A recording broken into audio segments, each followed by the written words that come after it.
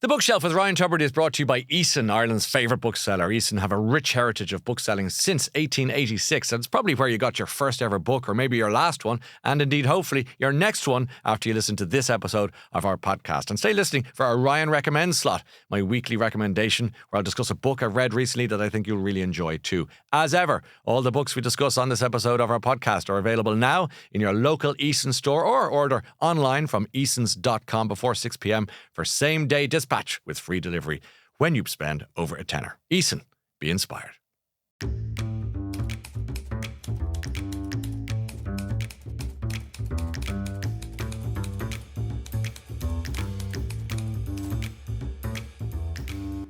Welcome to the Bookshelf with me, Ryan Tubridy. We are thrilled to have best-selling author, broadcaster and entrepreneur Roz Purcell is with us today, known for her passion for food, for hiking, for healthy living, which we'd be interested to talk about. Today we're going to uncover a very different side to Roz's life. We're going to talk about the 3 books in her life that matter. They're from her own bookshelf, the book that made her cry, the book that changed her life, the book from her childhood. Roz Purcell, welcome to the Bookshelf. Thanks for having me. How nice to see you. Yeah, it's been so long. Yeah, it has been a long time, and I've always enjoyed meeting you whenever you used to come into the old place or wherever we would meet out and about. You've always struck me as being a very positive, optimistic person. So I'm just kind of curious to get to the bottom of all of that. But before we go anywhere, let's tell people that when you came in to record this show today, you came accompanied by some very good friends of yours. Would you like to tell our listeners who they are, what they are, and why they are? The first one was called William Purcell, aka Wilco Purcell, and Mila Purcell, which are my 2 dogs who do, fortunately, have to come with me pretty much everywhere. Yes. Because Zach is away at the moment, and I don't really like leaving them at home alone. Yes. Because they do everything with me. And I'm very lucky with the job I have. I can kind of bring them most places. What class of dogs are they? I mean, I've met them, obviously, but I didn't recognise the breed. Maybe a Jack Russell, but I wasn't sure what the other. Yeah, they're both rescues. Oh, nice. So we reckon Wilco's maybe Jack Russell Chihuahua. There's a little bit of feisty Chihuahua in him and a bit of a bug eye, right? And then Mila, we reckon Collie Jack Russell. Yeah. She thinks I'm a sheep because she herds me everywhere. She's going to be the one outside now, just at the door, waiting for me to be done. And Wilco will be hopefully not taking a shit anywhere. Let's talk a bit about you and childhood in particularly, because we're talking about books, but it's not necessarily a book podcast. You don't have to be a book lover. You just have to be interested in stories. That's why we go back in time to the childhood book. But I really don't know anything about your house, if you like, when you were a little person, a little girl. Take us in there. Who's there? Who's hanging around? So when I was first born, the first house I remember living in was kind of it was a 2-story house on top of a kind of like a hill in the countryside, underneath Stephenmont Mountain. And my only memory from that house is there was a really long corridor with a mirror at the end. And my sister used to sleepwalk every night. Did she? And they used to have to like basically barricade the mirrors and windows because she used to like be walking into everything. And I remember one night seeing her at the end of the hallway, and I still have that vision of being terrified. And then my only other memory from that house is my dad falling through the roof. Go on. Because he went up to the attic to do something, and next thing these legs came down. And I genuinely to this day have a fear of falling through floors. Right, because you saw it at an early age. Yeah, like, you know, if I go to a building or if I'm in a gym and it's on a 2nd floor. Yeah. I'm like structurally looking around, and I'm like, if I like you hear like, or in nightclubs, anything like that, I have a really big fear of it. So that followed you. That followed me big time. Yeah. And tell me, so it was you, your sister, your mum and dad. I have 2 older sisters, yes. Rachel and Rebecca, and then my mum and my dad. And we had a cat called Sammy, who was a black and white cat. And then we moved a little bit down the road to my grandparents' house. My parents moved into their house and they built them a bungalow beside us. So then we kind of lived on a farm from when I was about maybe like 4 or 5. And then, from there we had a lot more animals, and we had loads of cats, loads of dogs, So it was a busy house in that regard. Busy house, yeah. And mum and dad, what were they up to in their lives? So my mum was a school principal. So you can imagine. Yes. we'll get there in a minute. And dad? And then my dad was a farmer. Proper. Like Basil Fawlty Towers farmer. That's how I would describe it. And you know what? Dad is just like, I think I'm very similar to my dad. Like a little bit scatty, chaotic, but, you know, if someone called to the farm, I'd be sitting chatting to them for 3 hours and not get anything done, you know? Yeah. And he's really very accident prone. So like, there was always something happening on the farm. But it's comical, not serious. Yeah. No. And we had cows growing up, bullocks growing up. So we worked in a dairy farm. It was a beef farm. And so my childhood really revolved around hunting cows. Hunting them? Not hunting, sorry. My expression of hunting means like, and a lot of farmers will get this, is in when cows had to be moved, you just had to like... Oh, musha. You were like a sheepdog. Yeah. For cows, yeah. Human sheepdog. Human sheepdog. And you'd always have to be like, I actually think my ability to run fast came from that. Because the wayward cow. Oh my God. You wouldn't think they had some speed or agility, but... Those cows can run fast, right? And my dad, like, he's a very placid, fun-loving guy. When it comes to cunting the cows, I mean, he's a different man. So, like, if he told you had to block a gap that was a kilometre away, like, you were sprinting, racing against time. I really enjoyed it, though. I used to love when the cows broke out. Yes. Like, let's go. Adventure, yeah.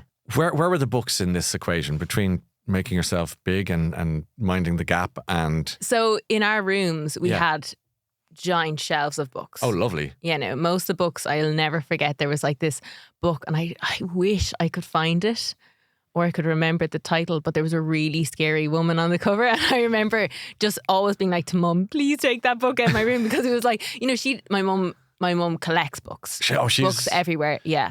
And I just remember like, so there was a mix in my room. There might have been a few books for kids, but then the rest were just like all adult books. So I think I spent a lot of time just kind of rummaging through them and like flicking through all types of books, and really. Covers are so interesting. Covers, yeah. I'll never forget that cover. Yeah. And it was something to do with the woman saw a ghost or got a fright and her hair turned white. I love it.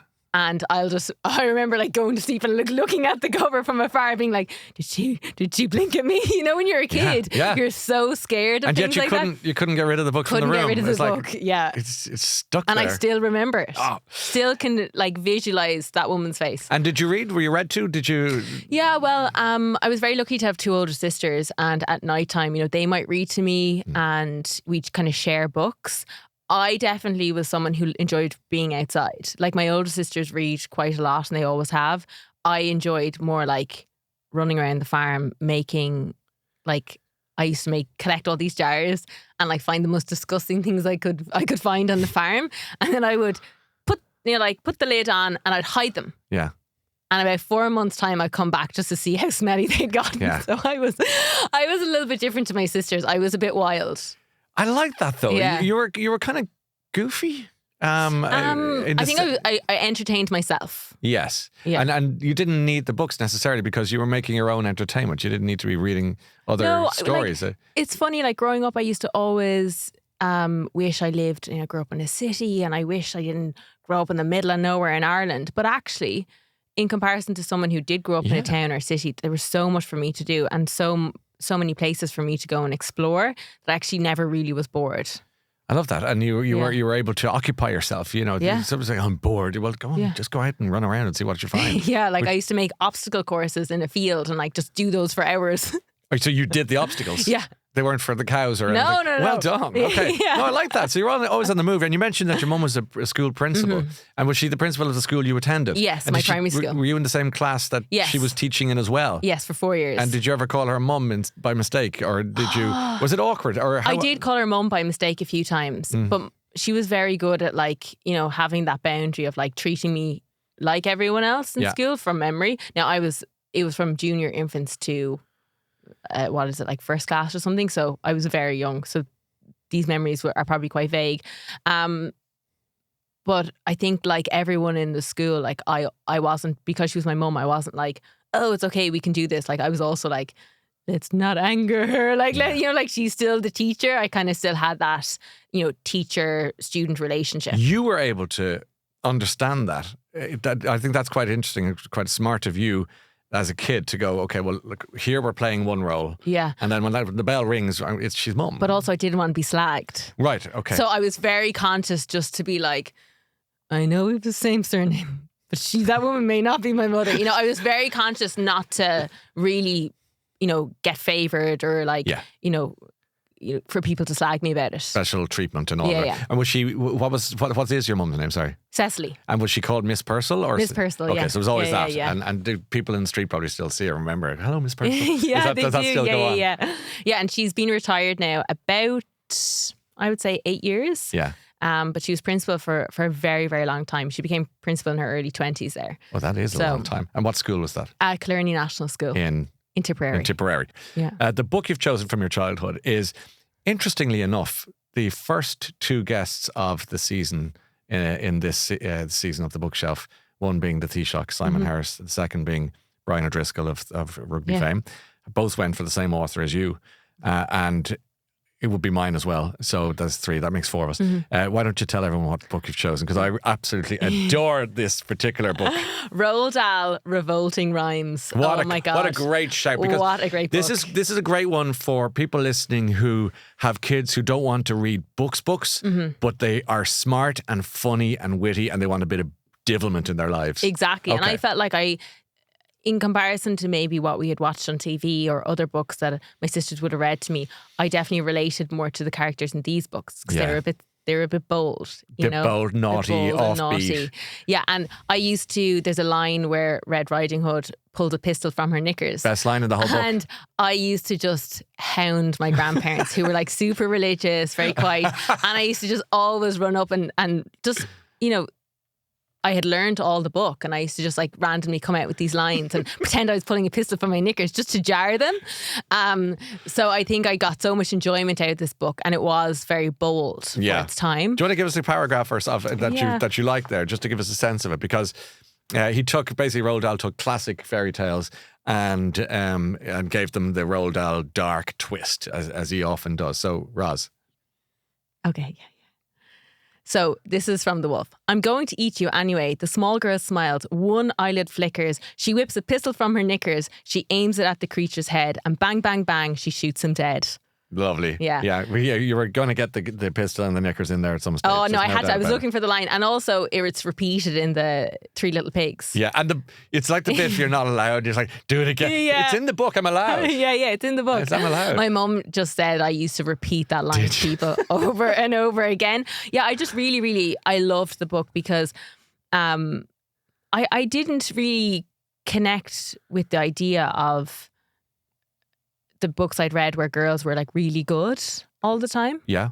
And, they had to have go through life and they were always looking for Prince Charming or whatever. Because even in this one, now Cinderella does still get married, but she asks for true love and she ends up meeting a jam maker and not the prince.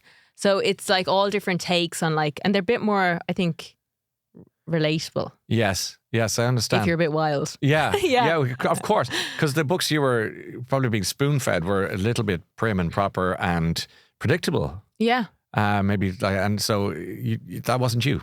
No, not at all. And I just, and even reading, I kind of reread it last night just to kind of refresh it because it's been so long. And I was laughing at the things and I was like, it's also a book for adults. Yeah. Because there's a lot of, underlying jokes for adults in there as well. The best humour. Because as you're talking, I'm thinking of Shrek, and exactly. I loved Shrek growing up. Of course you did, because it's the same vibe where there's something for the kids. They're going, oh, look, it's a green monster and it's green girlfriend Fiona, whatever. But the adults are looking at the really funny, really quite bold references. Exactly. And you're just going, you guys are having fun here. It's like the Muppet Show is the same thing. Exactly. It's just great fun. Okay, so that's it. Roald Dahl's Revolting Rhymes. It's a great choice. And it's fantastic. I would give this book for Christmas to loads of kids today and watch their parents disgust because they were going, we're just going to have that, but it's kind of, I like that. And the copy that I had growing up, my nephews now have it. Oh. So I couldn't even get it off them because they love that book as well. Well, that's a great... Yeah, you know what I mean? And this came out, I'd say in the 80s, was it? Yeah, it would have been, I'd say mid-80s. Yeah, and it's just, stood the test of time to entertain kids. Let's move you on from childhood and into sort of teens and stuff like that. How was school? School was okay. I wasn't really into school at all. I didn't enjoy school. Why? I think it was just, I found it very hard to fit in for a long time. Why was that? I think I came from a very small rural primary school where there was only 30 people in the entire school and about 5 people in my class. Then to going to school where there was 90 people in my class. Oh. So I found it really, really jarring to make friends. And like there was really nice people there. I just found it overwhelming for a long time. And I didn't really know kind of, when you're just trying to be super cool when you're younger and you're trying to fit in with all these people that, probably aren't going to be your long-term friends. So I think I jumped friends group for a long, long time. And I kind of remember like, coming into school and if one of them was out, I'd be like, oh my God, I'm going to have no one to talk to at lunchtime. So I really got into sport because sport was on at lunchtimes. So I did a lot of sport in school to kind of just like, that kind of like would be taken out of the equation. Yeah. Now, my old sister was also in the same school. And she was very good about it. Like, they sometimes with older siblings, and if their younger sibling comes into the school, they try to act too cool for them. She definitely did look after me. She put the arm around you as opposed to put the hand in your face. Yeah, she was very, very good. And she kind of like would let me kind of hang out with her when she, when she could. And then it wasn't until about fourth year. My parents made me do fourth year because I was quite bold in school. Yeah. So I was made do fourth year. What does bold mean? What were you doing as? Like mitching off school and stuff. And where were you going when you were mitching? You're allowed to the boys' school. To do what? Just to hang out. I think I all my best friends growing up were boys. Okay. Most of them. Because a lot of my neighbours. Our neighbours. Okay. Yeah. So like we lived like in the middle of nowhere, but there was a few houses nearby and there were guys, and I just always felt like I kind of got along with the lads. Were you a bit of a tomboy, or were you I don't know, how would you? Or I think I was a mix. Like my sister has 2 boys now, and she's older than me. She's 8 years, and she always says when they're like running around the house causing chaos, she's like, "You were like that." She was like, "Now that I've seen the difference of boys and girls," she's like, "You were like." So your folks put you into fourth year, transition years. Yes, transition year, and I mellowed. Did you? You kind of found your groove or something? Yeah, and I definitely found a really nice group of friends as well. And I just kind of settled a bit, and I think I stopped trying to be really cool and fitting in. You became a model after after school. And all that. Can you remember? And I hope it's not an odd question. I'm not trying to be smart, but can you remember when you realised that people were looking at you, thinking you're very beautiful to look at? You see, me without my hair done and without makeup on and stuff like that, I'm very different to when I'm done up. No, but I'm not talking about now. Okay, when I was younger. Oh, absolutely. Like when you were, a teenager in school or whatever, do people turn around and go, "Oh my goodness, you're a very good-looking woman"? Or no, not at all. Was it the opposite? I mean, I don't know.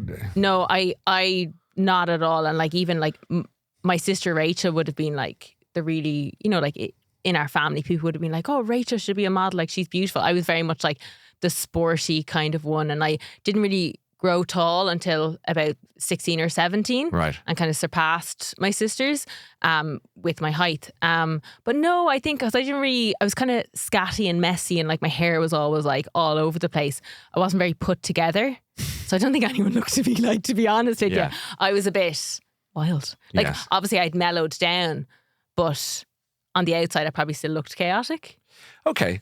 Yeah. So when did it become apparent that there might be a career in your appearance, if you know what I'm trying to say? I started watching America's Next Top Model when I was about 15 or 16 because we had gotten all those channels, and I was like, hook it to my veins, right? And I remember being like, that's so cool. What were you seeing that was so charming or so? I think it was just like, I remember looking at the models and, they'd all be like crying when they'd have to cut their hair and they weren't. I'm like, you're having such a good opportunity, just give it 100%, And I think it was so different from what I had grown up with. I think I just loved the fact that it was like a different world. Different planet. Yeah, exactly. But I never really thought I would become a model, but that show was a big escape, I suppose, to watch. And I think for a lot of people back then, those kind of America's Next Top Model shows were such an escape because they were so crazy to see behind the scenes of a different industry. And it probably wasn't until, I don't really know. When you ask me that question of when do I think people started, noticing me or I'm like, I think I'm so removed from that that I think I've always just been like, oh, I was just lucky. Like I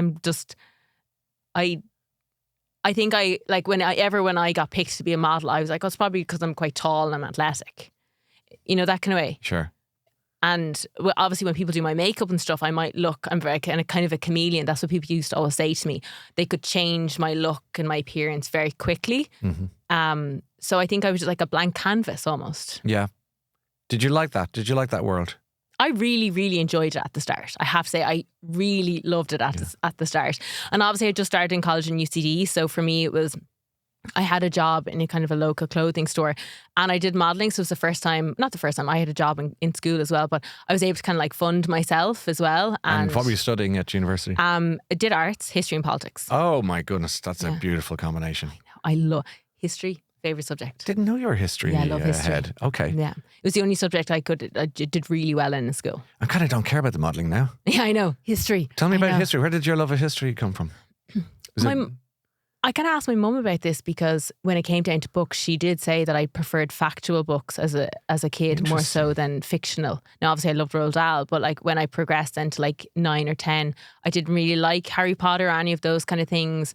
I wanted more like, I wanted to learn about the world, or like factual books or National Geographic or whatever. I really thought I was going to become an archaeologist. Look, you could have done archaeology in your arts degree. I could have. Yeah.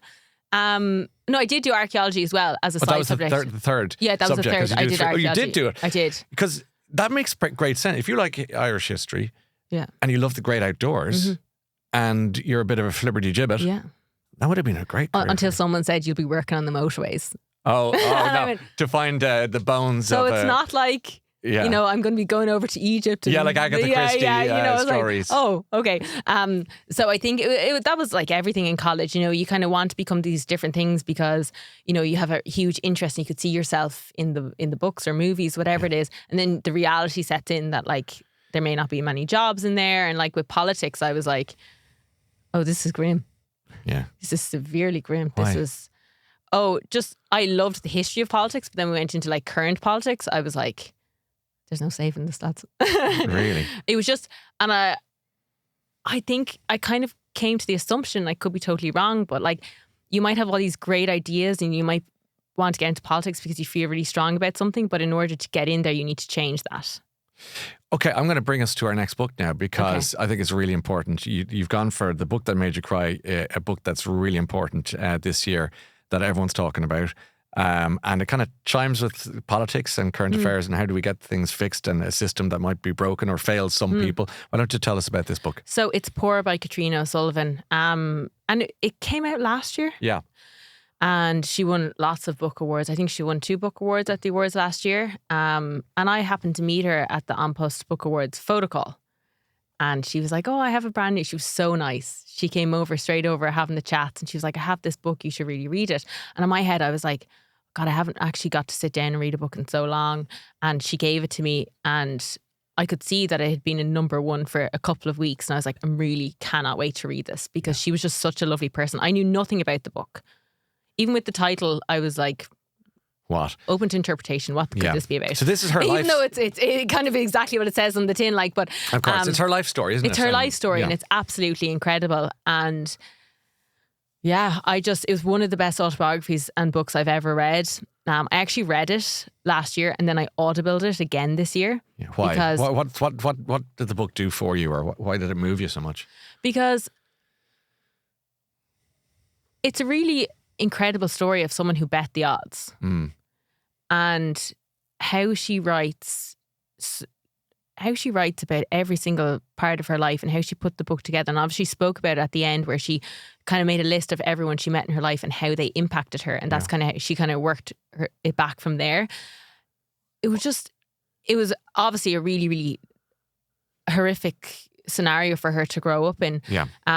But seeing how well she's done now, it was... That's it, isn't it? It's the sorry, I'm actually a bit lost for words. No, not at all.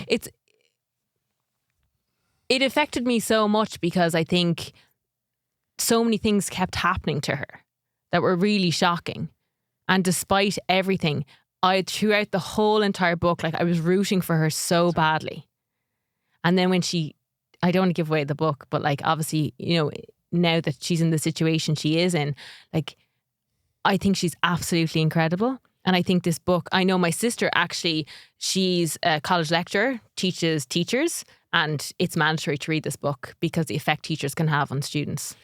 Which is really beautiful, because this book, Poor by Katrina Sullivan, also highlights the cruelty of the class system, if you want to call it that, and how some people just get the wrong lottery numbers in life and are just battered over the head again and again. There's that scene that my brother pointed out where she's walking along the street and she sees a guy who's just bad, bad, bad, and she can either go with him or turn another way, but she kind of drifts back, and you just go, please don't, you're going to go back into it again, into the gutter, and you're just going, how do you? And I think it helps people who have had a very privileged life, if you want to call it that. Yeah, look big at it and go, oh God, you know, and get perspective, and actually, you know, if anything, this book has taught me to actually look around and actually watch out for people who might be going through something like this and be kind to them. Yeah. And I actually think this book is something, everyone should read this book.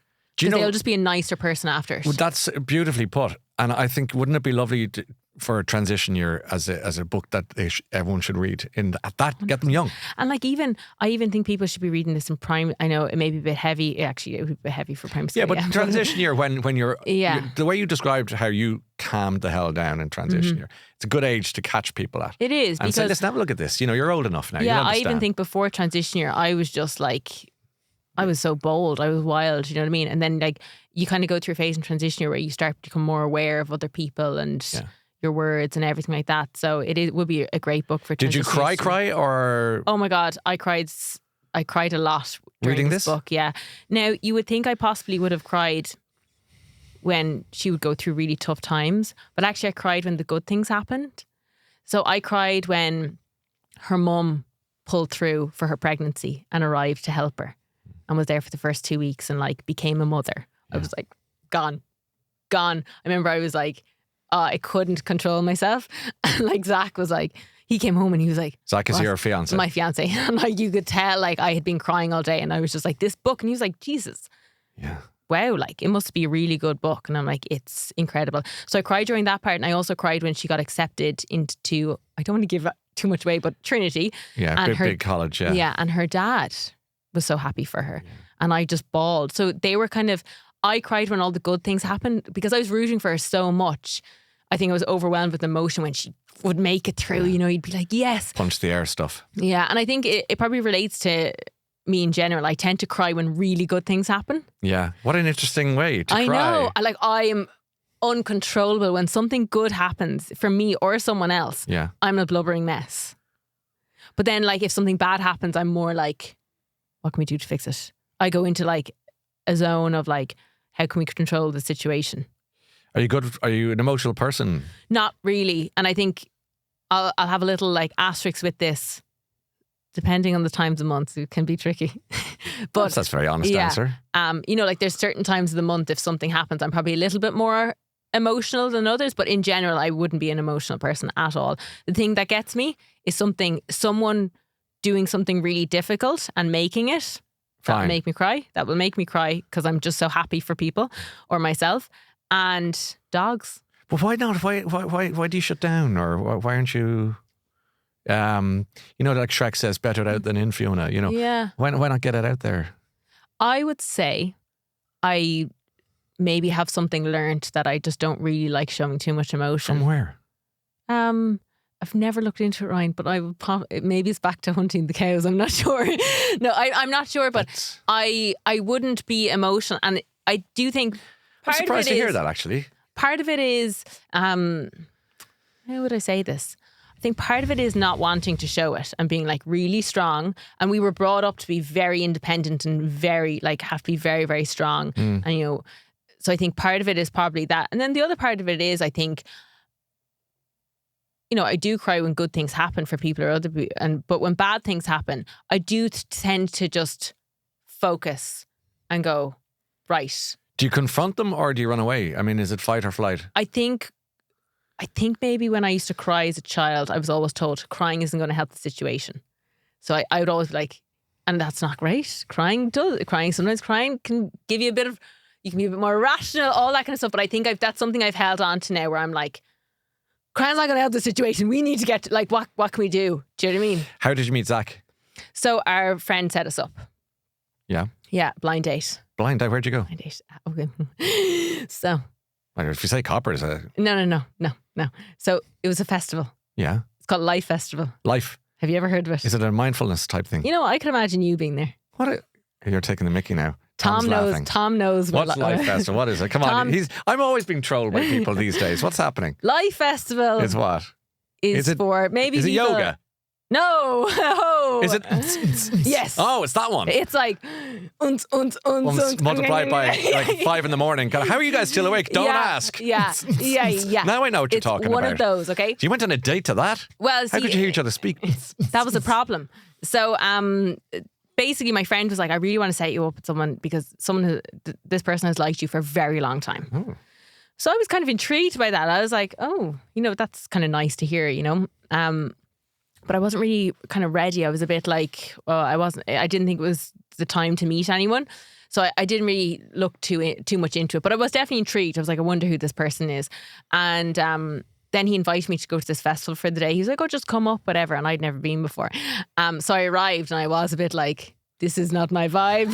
But anyway, and then Zach arrived. And I kind of, without anyone explaining it, I kind of was like, this is obviously, they're trying to set us up here. So we kind of walked around together, couldn't really hear each other. Because of the... Thank you. Yeah, all that. And so the first date didn't go well. It was a blind date. Didn't go well. I think I was really off because that's just not my typical environment. And I don't like loud places anyway. And there was so many people going around. I was not off. I was not on. I was very off with him. So I think he kind of picked up on that. Date did not go well. He ended up dropping me home though. Because one of our friends was like, I can't drop you home anymore. He's going to have to drop you home. And we were like, oh my God. Yeah, here we go. I was very quiet in the car because I was just like, I just didn't think it was going well. So then I was like, okay, that's a shame that didn't go well because I found him very attractive. But I just wasn't really in the headspace.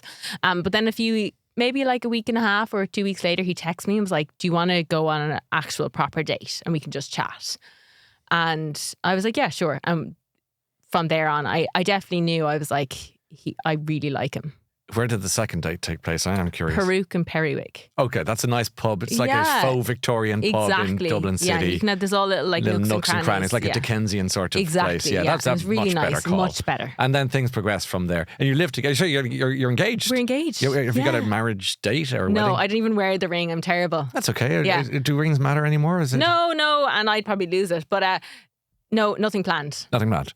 No. So do you want a family? Do you want to that's a very personal question. Do you care or would you rather me not ask that question? I don't mind. No, I don't mind. Like I you know what? I'd ask this of a fella as well, by the way. It's not just... Don't worry, Ryan. I'm not going to come for you. Don't worry about it. That's the first.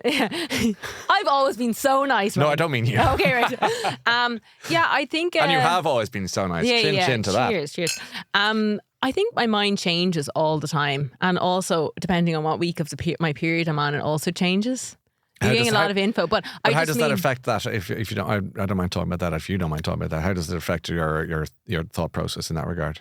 I'm very aware of my cycle and how I, know I'm going to be feeling, so I don't get a shock when it happens. So I know, like, particular weeks I'm going to be very good. I'm going to be, a lot more able to deal with work, and it's a good week for me to get lots done. And then I'll have a week where, I'm a bit of a write-off. Yeah. Just don't questioning talk to me. Everything. Maybe that's the time where I do a lot of my hiking. I'm outdoors. I'm kind of offline a bit more. So I kind of I'm 34 now, so it's about time, really. Do you want to do that? Do you want to have kids? I don't know.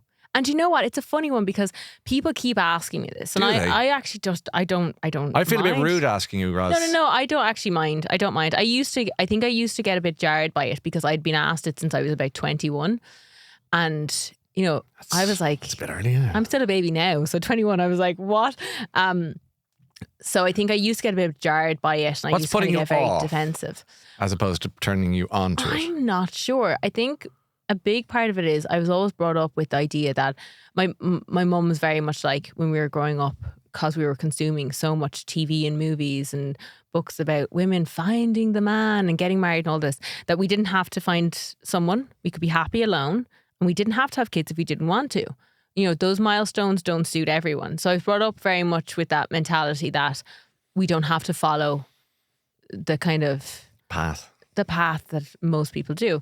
So part of me thinks, have I just always kind of ruled it out from a young age? Or, you know, I personally think I couldn't imagine it right now. I see my friends and family with kids and it's exhausting. I still don't feel like I'm ready. And I think it's really unfortunate that we're put under so much, you know, that we do have a kind of biological clock, because it's really, really difficult.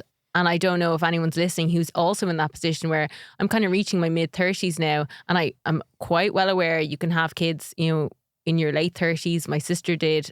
But I'm also really conscious, like maybe I can't have kids. I don't know. I've never really looked into it. And I suppose I'm at this age now where I'm kind of scared to look into it. I'm scared to really take the decision seriously because I just don't know. I also feel it's none of my business, but thank you for being so frank about it. Because Yeah, I think you know that what? people listening, there will be a whole bunch of people who are in the same boat. Some people who it passed them by and it didn't. You know, I remember saying to Brian O'Driscoll or something, I was saying, you know, to people listening, if you become a new parent or become a new aunt or an uncle, and a lady sent me an email and she said, thank you for acknowledging the aunts and uncles who couldn't, or didn't want kids, but loved those nephews and nieces. Yeah. And, you know, I was very happy to hear her say that, because you don't have to be a parent. Absolutely you don't have to be a not. parent to have a conversation about this or to care about kids or to, not in the slightest. Some of the best, you know, people in the world are at the aunts and the uncles or whatever it might be. Like our aunties were like second mothers to us. They didn't have their own children. Yeah. And you went to one of your auntie's funerals and all around you were crying, but you weren't until like the contagion kicked in. Yeah. Why wouldn't that? Because she was obviously a very important person. Extremely, What was like her one name? of the most important people to me, Mary. And why was she so important to you? Because she would come, she was a teacher in Carlow, and Another she would come teacher. down. The Another teachers. There's a teachers, theme in this man. program. I love the teachers. Yeah. Keep going. Sorry, Mary. So she would come home every single weekend and just entertain us. She taught us how to bake and cook. She gave us our love for Tipperary GA. She'd bring us around to all the camogie matches. Did she have kids of her own? No. She's just the aunt I'm talking about. Exactly. So Auntie Mary. Auntie Mary. And she died young, obviously. She died in her late 70s. Oh, right. Of Wasn't cancer. that young? Yeah, but still.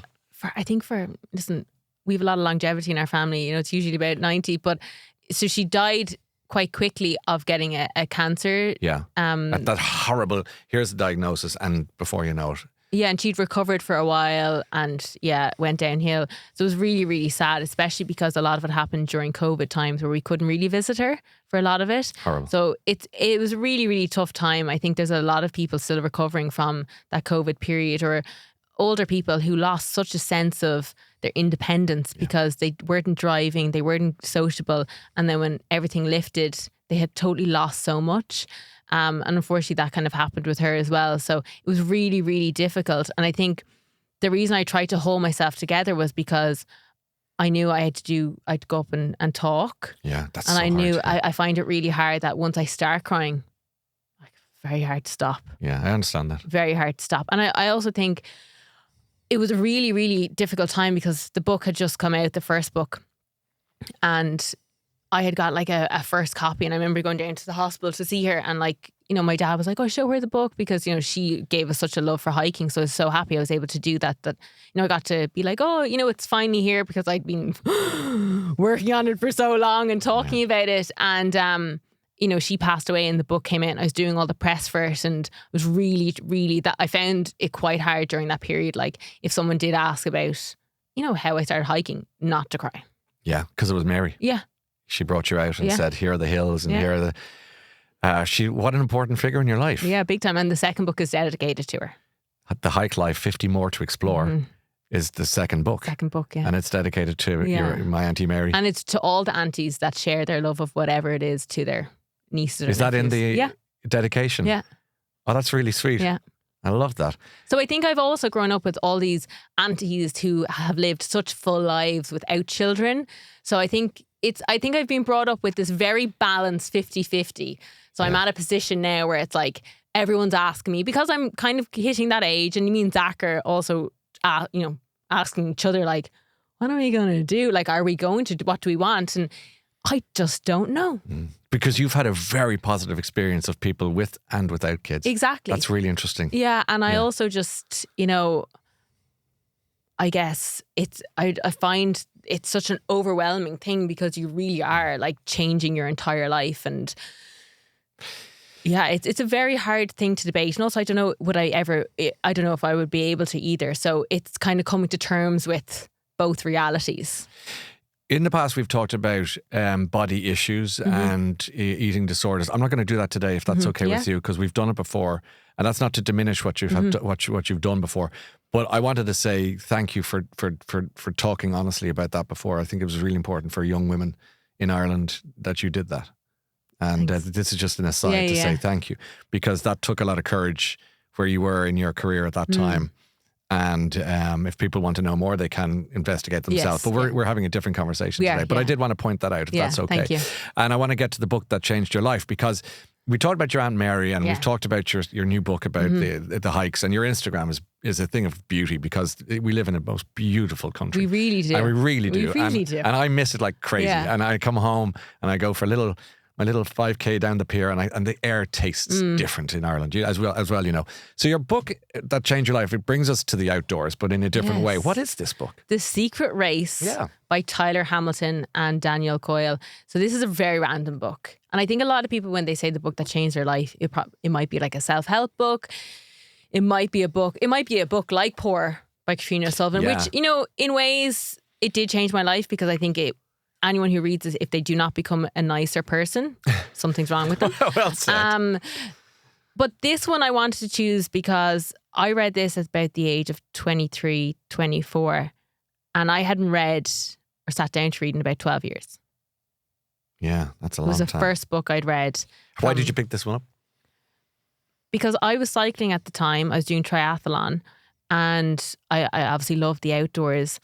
And my sister Rebecca gave me her copy and said, "You're going to love this." And I was like, "I don't read, Beck. You know I don't." And I had this really big block about reading, because I just didn't think I was smart enough to read. Because in school, I think all the books that we had to read, I couldn't really connect with. I found them so boring.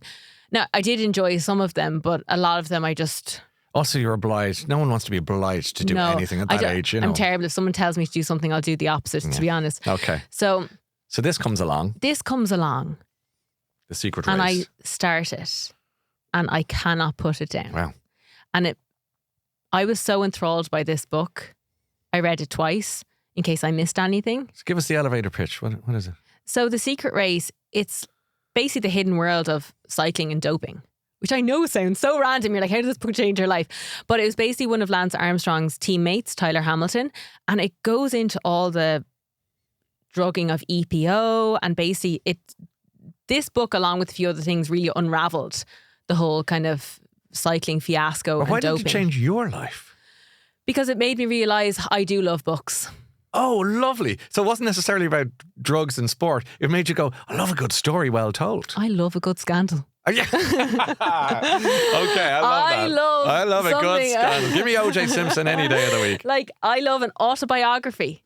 Yeah. And I love if it's historical, or it's, you know, now look, I don't love scandals in the sense of, you know, like if it's something that's really topical that's happening, and there's details, or there's trials, or there's, you know, behind the scenes. Like, I do enjoy that. Like, one of my favourite podcasts is called British Scandal. Yeah, I know. And it's really good because it goes into, like, you know, the Profumo affair and you know, all the big ones in the last. And it made me realise I was just reading, or was given or bought the wrong books before this. Great. I love that. You found it. You found where you wanted to be. Scandals. You met Donald Trump.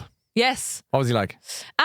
So I met him when I was 19 doing Miss Universe, and I was like, that's just your man off The Apprentice, really. Yeah. Do you know, that kind of way? I didn't, like, obviously I chatted to him very briefly. He was like, you know, Ireland, golf courses, all that kind of stuff. And I went, yeah, gotta love golf. Like, I honestly think golf is one of the worst things ever. Like, the gilets, there's no need for that. You know what I mean? Did you shake his hand or give him a hug, or was it? You went around and shook everyone's hand in the lineup, whatever, because it was basically like A to Z of all the countries in Miss Universe.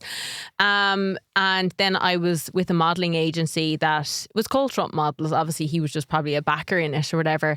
And I obviously met him a few times during that period. I did find him very jarring. What does that mean in the sense? I think I just wasn't used to someone being so loud and big and TV Yeah. in real life. Do you get me? Yeah. But like I was 19, so I feel like I was so in my own head. I could have met anyone. I could have met like I didn't really absorb what they were like to a full extent, if that makes sense. I was so concerned with everything that was going on in my life. I could have met anyone. It was just like, oh, hi, like, yeah, sure, chat to them, yeah. That's probably how he feels about meeting everyone. Possibly, exactly, still, but like I was 19, there's a difference, you know what I mean? I think you grow up and like, it probably wasn't until I was about my 25s, I look back and I'm like, oh my God, like I did such incredible things that I just, everything was just quick in the moment because I was so consumed with like everything revolved around me. I got out of my own head in my mid-20s. Like obviously I don't agree with Donald Trump at all, but when I met him back when I was 19, he was just a fella off The Apprentice. There was nothing more. That'll do me. Do you get me? I love that. He'd hate that. Let me ask you. Let me ask you about the name of the autobiography you haven't written yet. You've got, with a name like Roz Purcell, you've got plenty of places to go. Roz was here. Roz was here. It kind of is that what you're going for? Roz was here. Like Roz, R-O-Z, W-O-Z-E or E. I love Remember, everyone used to scratch that into the Roz was here. Roz it was kind of here. makes sense. Like, I was here. There's the story. I would never do an autobiography though. Okay. Ever. Even though I could have The Wizard of Roz. There's so many names I could have, but I would never do it because honestly, when you have a book like Katrina O'Sullivan Poor, an autobiography like that, there's no need for an autobiography of a 34-year-old content creator, model. You just summed yourself up there as your bio there. I love that. Okay, Roz was here. Roz was here. It's lovely. Roz wasn't here because she'll never write that. But and I think, you know, when people are ever going to do a book, like I know my speciality is I'm very good at, you know, my passions, like which are hiking, which is, you know, itineraries, finding, creating, photography. Like that's what I'm really good at. Yeah. And I also think more people should consider doing an autobiography before they do it and go, is it needed? Do I need to do that in my life? Do other people need this in their lives? Yeah. I mean, you're not all Elton John, are you? No, or Cher. exactly. Yeah. Are you happy? You strike me as being really, really content. You're very, very. There's a lovely vibe off you here today. Yeah, I think I live my life constantly on the go, so I never stop. Always running. I'm always going. Yeah. I don't know what would happen if I stopped. Are you good with your own thoughts? Oh, listen, I'm like a hamster wheel in there. Yeah. A million things going on. Always on, like, and I do find hiking is one of those things that helps me just go, get off the wheel. Have a break from myself. Okay, Actually, people are like, do you hike to get a break from the world? Break from myself, to be honest with you. Break from myself. Because I am constantly my mind is doing 10 million different things at once. So I need a bit of a break from that. And hiking gives me that I can come back and be a bit more rational about my thoughts and what's going on. I will be reading and taking tips from The Hike Life, 50 More to Explore by Roz Purcell. I will also be eating the cookies that you very kindly brought, or biscuits as I like to call them, because I'm from the 1950s. I really enjoyed our chat today. Thanks, Ryan. It's really good to see you. It's great to see you. And life seems to be kind to you and you deserve only the best. So thanks for being here today and good luck. Thanks. So here's this week's Ryan Recommends, brought to you by Eason, Ireland's favourite bookseller. I'm going to go with Bella Mackie. What a way to go. Bella Mackie is the woman who brought us all How to Kill Your Family. If you haven't read that, by the way, go for that. But this is her follow-up book. It's really clever. This is the story that takes in the sleuth. This is the person we don't know who is operating a shadow operation to find out who killed the main figure in a family gathering of a very posh, irritating family. So you've got all the family are suspects, essentially. The sleuth is trying to find out who did it. And the family, including the murder victim, is commenting on activity as it goes along at every chapter and every turn. It's clever, it's funny, and it's beautifully dark. So go for that for a change. This book and all of the books that we discuss on this episode of the podcast are available now in your local Eason store, or you can order them online from easons.com before 6 p.m. for same-day dispatch with free delivery when you spend over a tenner. Eason, be inspired.